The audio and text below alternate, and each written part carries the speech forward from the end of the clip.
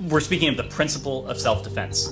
We certainly. I'm asking if you think that the principle of self-defense applies to the retaliatory, the airstrikes that they're conducting in response. Matt, this is a very fluid situation. I would hesitate to comment on operations beyond, the rocket fire that is clearly targeting innocent civilians in Israel. So I would hesitate to speak to specific operations that have just occurred. But the broader principle of self-defense is something we stand by on behalf of Israel and every other country. Do you think that an Israeli military response to the rockets coming in, a military response to the rockets coming in, is covered by this broader rubric of self-defense, right? Self-defense often does authorize the use of force. What you said about the principle of self-defense, does that in any way apply to the Palestinians? Do they have a right to self-defense? Do Palestinians have a right to self-defense?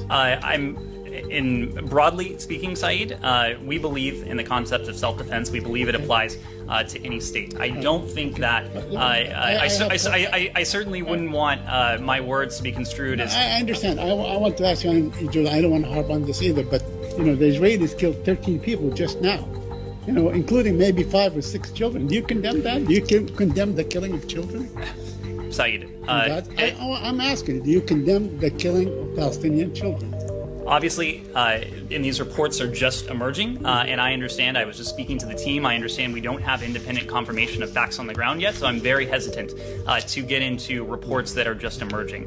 Obviously, the deaths of civilians, be they Israeli or Palestinians, are something we would take very seriously. Your answer, you're going to know as soon as I read what your answer was, that there's a big problem with it. You said, well, not a problem, it just doesn't answer the question. We believe that it, meaning the right to self-defense, applies to any state.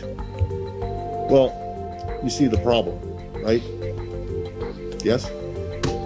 Do you regard Palestine as a state? I wasn't referring. Do you don't in the context of the ICC and the UN. Are you saying that you do not, if it applies to any state, are you saying that Palestinians don't have a right to self-defense? I was making a broader point not attached to Israel or Palestinians in that case. So they do have a right to self-defense. Matt, I'm not in a position to debate the legalities from up here. Our message is one of de-escalation.